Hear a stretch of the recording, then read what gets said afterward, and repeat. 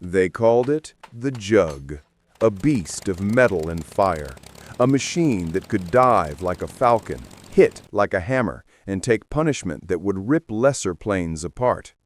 This was the Republic P-47 Thunderbolt, the heaviest, most powerful single-engine fighter ever to roar across the skies of World War II.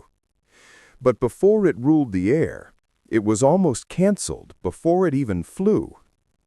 In 1939, as Europe burned, American aircraft designers still thought small. Fighters like the P-35 and P-36 were nimble and sleek, built for dogfights at low altitude. But one man, Alexander Cardvelli, had a different idea. Bigger was better. When the U.S. Army Air Corps asked for a high-altitude interceptor, Cardvelli didn't design a featherlight racer. He sketched a monster. 8 heavy machine guns, a turbo-supercharged radial engine, and wings built for altitude. When officers saw it, they laughed. The plane was massive, bulky, and heavier than anything they'd imagined. Cardvelli simply said, "It will fly." In early 1941, the prototype, XP-47B, rolled out of Republic Aviation.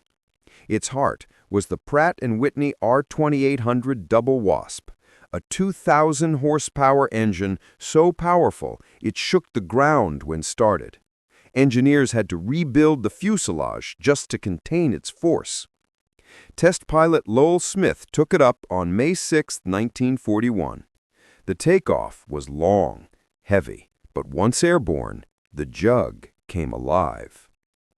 It climbed strong, dove faster than any American fighter before it, and reached 400 miles per hour. In dives, it hit 500. The Army was stunned. This lumbering beast could outdive anything in the sky. When the U.S. entered the war after Pearl Harbor, the Thunderbolt was still being tested. By early 1943, the first combat-ready units, the 56th Fighter Group, began flying them from England. Pilots hated it at first. It was big, slow to climb, and drank fuel like crazy. They called it a flying milk bottle. But once they learned to use it, they realized its strength. The P-47 wasn't made to twist in tight circles with enemy fighters. It was built to strike fast, from above, to dive, destroy, and disappear. Boom and zoom, they called it. And in that style, it was unmatched. One burst from its 8.50 caliber guns could tear a German fighter apart or rip open a column of trucks below. Soon, the Germans began to recognize its growl, the deep, thunderous roar of the R-2800 echoing through the clouds. In the summer of 1943, Colonel Hub Zemke led the 56th, nicknamed Zemke's Wolf Pack. Their first real fights came over France, escorting bombers to strike German targets. At first, they couldn't go deep enough into enemy territory. Their range was too short. But near the coast, they hit hard. Focke-Wulf 190s and Messerschmitt 110s tried to chase them down, but when the Thunderbolt dove, nothing could follow. German wings snapped under the stress. One pilot, Robert S. Johnson, became a legend. On one mission, his P-47 was riddled with cannon fire. His canopy jammed. His elevator controls were shot. German ace Egon Meyer circled him, pouring shells into the wounded Thunderbolt. Johnson refused to bail out. He held the controls steady, praying. The Jug kept flying, holes everywhere, oil leaking, metal torn, but it brought him home. Ground crews counted more than 200 bullet holes. The Germans couldn't believe it. A fighter that big shouldn't have survived. But it did, again and again. Pilots began to trust the Jug with their lives. They joked that you could shoot it, ram it, or set it on fire, and it would still bring you back. By late 1943, the P-47 had proven itself. It wasn't just a fighter. It was a tank with wings. The Allies had found their hammer. In early 1944, the sky over Europe was a deadly chessboard.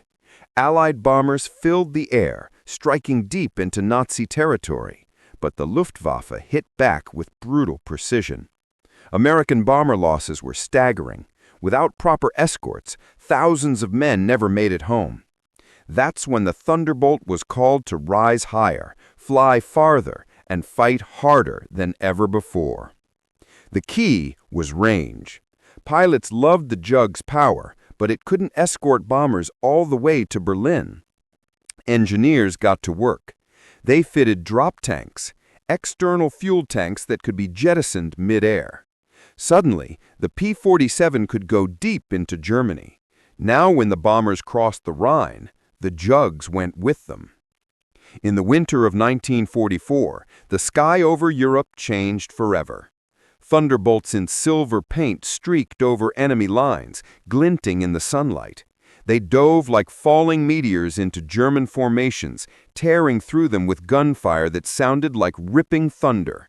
8 machine guns at once, each spewing death at 800 rounds per minute, could slice a bomber or a fighter clean in half. The Germans tried everything: ambushes, head-on attacks, even rocket strikes, but the Jug was unstoppable. In one fight, Major Gabi Gabreski shot down 3 German planes before breakfast. When he landed, his crew found his guns so hot they'd warped. He simply said, "We're getting good at this." The Thunderbolt had become America's flying bulldog, tough, loyal, relentless. It no longer feared the enemy feared it. As D-Day approached, the P-47 found its true purpose, not just in the air, but on the ground. It became a weapon of destruction for everything that moved below. Trains, tanks, and convoys were ripped apart by rocket and gunfire. When the Allies landed in Normandy in June 1944, the Jug was their guardian angel overhead. From dawn to dusk, Thunderbolts screamed across the French countryside, blasting bridges, cutting supply lines, and breaking German counterattacks before they could form. Pilots flew low, sometimes so low that the smell of burning oil filled their cockpits. They came back covered in dust and smoke, exhausted, but alive. The Germans called it the thunderstorm. Wherever the Jug appeared, destruction followed. Villagers on both sides said the ground shook when it passed overhead. By the time the Allies broke out of Normandy, the P-47 had earned a new title, the Ground Pounder. It wasn't just a fighter anymore. It was a flying artillery piece, a one-plane army. Its pilots joked that if you could see it, you were already dead. In the autumn of 1944, the Jug led the way into Belgium and the Ardennes.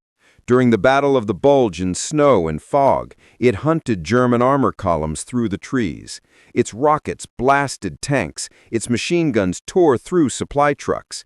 Even when flak bursts filled the air, the P-47 just shrugged it off. Its thick radial engine and rugged frame could take punishment no other fighter could. Pilots told stories of flying home with holes the size of dinner plates in their wings, oil leaking across the canopy, instruments dead, but the Jug never quit. By early 1945, the Luftwaffe was crumbling. Thunderbolts flew over burning cities, hunting the last pockets of German resistance. And when the war in Europe ended, the Jug had destroyed over 7,000 enemy aircraft and tens of thousands of vehicles, tanks, and trains. But its story wasn't over. Across the world, another war still raged, the Pacific, and the Thunderbolt was about to meet a new enemy.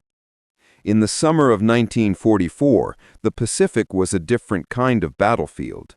Vast oceans, endless skies, and islands that bled fire. The Japanese still held a deadly grip across the Pacific, and American forces were inching closer, island by island. While the Navy's Hellcats ruled the carriers, the Army aircraft forces needed something tougher for their long, brutal island strikes. That's when the P-47 Thunderbolt crossed the ocean. They called it the Jug with a Mission. Modified for range, the P-47N version carried huge fuel tanks and new wings, stretching its reach to over 2,000 miles. It was no longer just a European brawler. It was now a long-distance fighter built to hit Japan's doorstep. When it first arrived in the Pacific, many pilots were skeptical. The Jug looked out of place among the sleek Navy fighters and agile Japanese Zeros. But the moment they saw it fight, doubt vanished. It could take hits that would destroy anything else in the sky. In one battle over Saipan, a P-47 returned with half its tail gone, still flying straight. Unlike the dogfights over Europe, the Pacific War demanded endurance. Pilots spent hours over endless water, searching for tiny islands to attack. The Thunderbolt became their workhorse, carrying bombs, rockets, and fuel through tropical storms and anti-aircraft fire. When the U.S. Marines stormed Iwo Jima in early 1945, Thunderbolts flew overhead, pounding Japanese bunkers day and night. They destroyed hidden gun positions, shattered tanks, and ripped apart trenches. Pilots said they could feel the shock waves of their own bombs through the cockpit glass. And yet, even here, the Thunderbolt's toughness became legendary. One mission over the Philippines saw a pilot take flak straight through the engine. Fire burst into the cockpit, controls failing, but he refused to bail out over enemy territory. He shut down the fire, lost power, and somehow glided 20 miles back to base, skidding across the runway on one dead wheel. The plane was wrecked, but he walked away.